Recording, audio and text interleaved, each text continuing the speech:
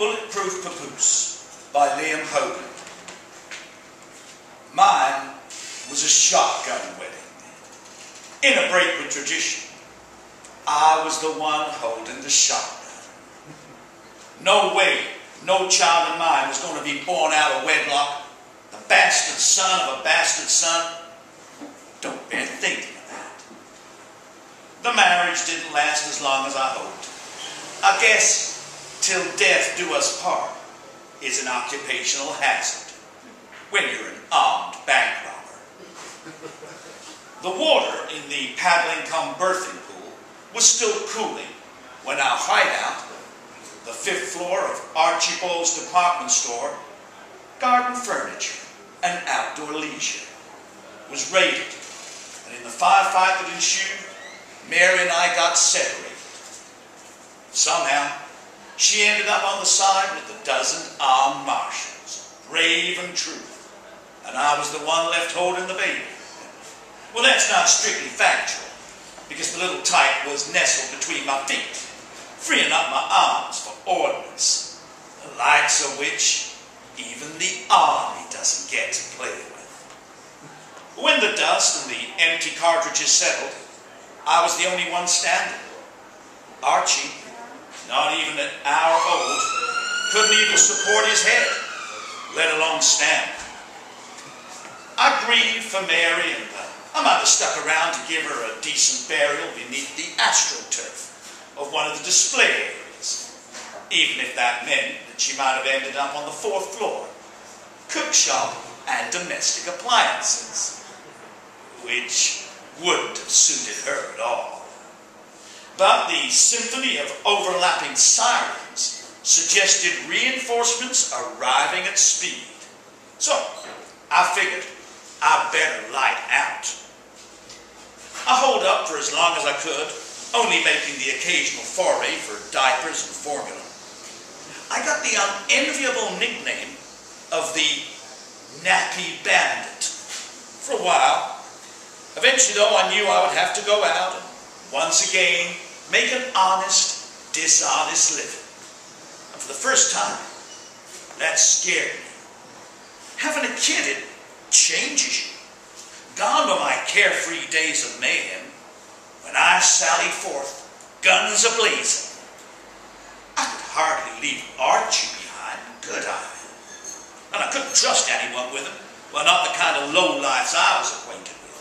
So I eBayed a bulletproof vest, XXL, slackened the belt, added a few more, did a little stitching that wasn't going to win me any home ec prizes, and hey presto, it was go to work with Daddy Day every day. Archie was nice and snug between an inch of Kevlar, which it turned out is machine washable as well.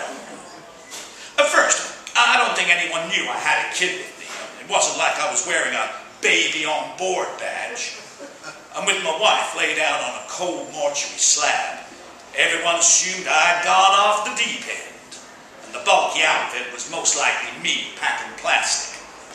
Explosives, that is.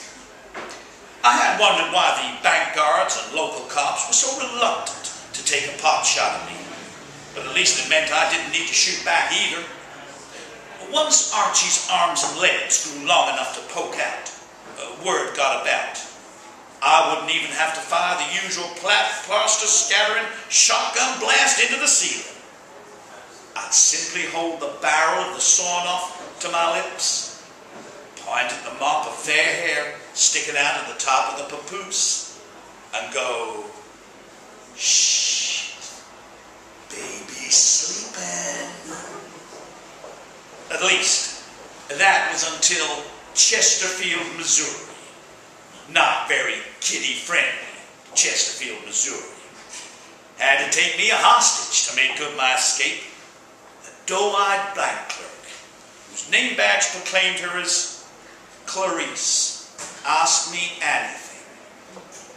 I pulled the flattened slugs out of the papoose's tight blue weave, while Clarice rocked Archie to and fro in a 3-wheeled shopping trot left behind in the disused warehouse. The cries slowly subsided. "You're good at that," I said. She looked up, frowning, uncertain if I was being straight with her, and then nodded. "Thanks, I was a nanny before." I was about to pry out another slug when Clarice piped up again. "You know," she said, "that papoose is not going to be big enough much longer." I knew, of course I knew. It wasn't just the increasingly tight fit. With Archie strapped in, I couldn't run for cover the way I used to. And there was no diving over upturned tables, neither. Plus, I was getting through a tub of deep heat a week for my back as Archie got steadily heavier. "What do you suggest?" I asked. She eyed me calmly. She wasn't afraid. Maybe because she was holding my child. Or maybe she was made of sterner stuff than her mousy look suggested. "I was a very good nanny," she said. I nodded, still unsure of what she was getting at. She pointed to her name badge. "You only have to ask." "It ain't much of a life being on the run all the time," I said. She shrugged. "It ain't much of a life being a bank clerk." I rubbed the stubble on my chin. I figured I had just enough coming in or stockpiled away to cater for another month, especially if it meant I could do an extra job or two a month. I could go off and do what I do best, knowing Archie was safe with Clarice. "Deal," I said, reaching out my hand, wincing at the leopard spot bruises covering my back and side. "Deal," she agreed, shaking awkwardly with her left as Archie gripped the thumb of her right. There were other perks to the arrangement. Clarice was shocked when I told her that most of my ill-gotten gains were squirreled away in buried stashes over 5 counties. Did I not understand the devaluing principle of inflation? Did I not know my money was wasting away in those holes in the ground? It was decidedly odd to sit quietly outside a small-town bank, resisting the urge to storm in there, shotgun up my hip. She opened up a number of savings accounts. Well, obviously in her name, not mine. Once I cleared out all the stashes I could remember, she tutted over one particular episode that had me digging up a rose garden in the middle of the night and still not finding anything. "See," she said, as dawn broke and Archie grumbled from the back seat of the stolen car, "that doesn't happen with an interest-bearing savings account." She was right, of course. The problem was I was reluctant to knock over any of the banks that now carried my ill-gotten gains. I'd be robbing myself, wouldn't I? Clarice tried to point out that that wasn't the way it worked, but I was glad, overall, that she was somewhat contemptuous about the rate of return of Citibank's best offering. At least it left one major chain still to target. "Now," she said on a summer afternoon as I oiled my twin automatics while trying to stop Archie swallowing a flat-nosed 3.8, "have you given any thought to local schools?" I looked at her aghast. "Schools? For Archie? Of course we'll need a permanent address to register from." I gave her a wry grin. "Next you'll be wanting me to start a 401k plan." "Well," she said, "life insurance at least." "Oh," I mocked her. "What exactly am I going to put down as my profession?" "Security consultant." I laughed. I've never heard bank robbing called that before. It turns out she wasn't talking about bank robbing. Turns out she got me a job, or rather an interview for a freelance contracting position. "You're joking, right?" "Look," she said, fixing me with a no-nonsense smile. "You're a father. You have responsibilities to Archie. I've been with you for 2 years now. Do you know what your annual take-home pay actually is?" I shrugged. "You have the bank account details." Yes, I do. You're scraping the wrong side of 20,000. It seems crime does not pay. pay taxes, I pointed out. I earned more than that as a bank clerk. That gave me pause. Still, you want me to dress up as a fake cop and stand at the doors of a Wells Fargo? A security consultant, not a security guard.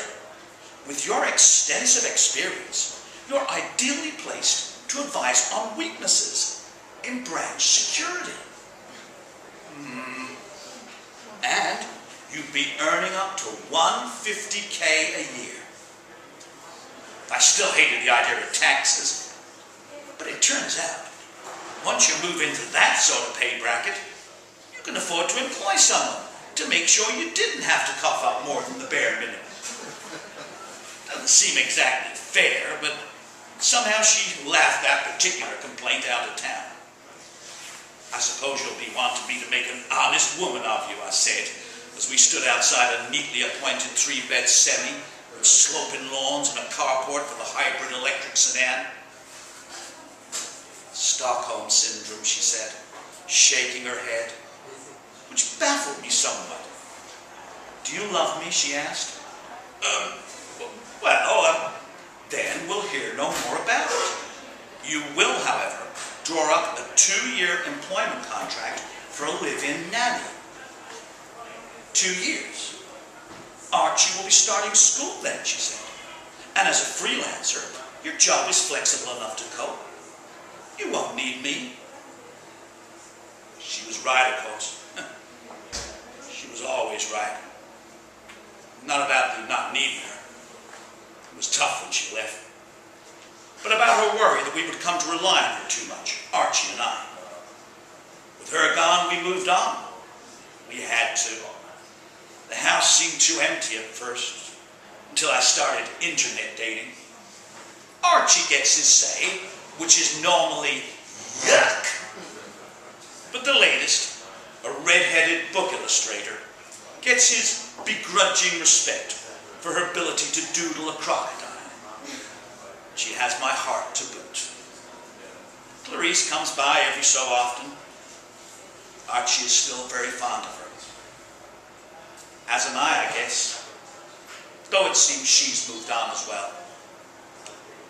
I'm due to meet with an acquaintance of yours, she said, stirring a coffee in the cafe by Archie's school, when I commented on the unexpected reappearance of the Clarice Ask Me Anything badge. Oh, Brandon Murgatroyd? That had me stumped for a minute. The firm I do my work for has a couple of specialist architects, a half-dozen alarm system experts, a few freelance on-site consultants like me, but I didn't recognize the name. Then something clicked. You mean Boom Boom Murgatroyd? She nodded. He's got a little daughter, 3 months old, quite adorable. I bit thoughtfully into my cookie. Don't suppose there's much call for someone who blows up safes in my line of work. No, she agreed. But I've got a demolition company in mind, a couple of years down the line. However, it does mean I won't be around for a while. Archie will miss you, I said. She shrugged. And I him. But it can't be helped. I go where the work is. I heard the distant explosion as I picked Archie up from the kindergarten, as I ruffled his hair and he babbled on about his day.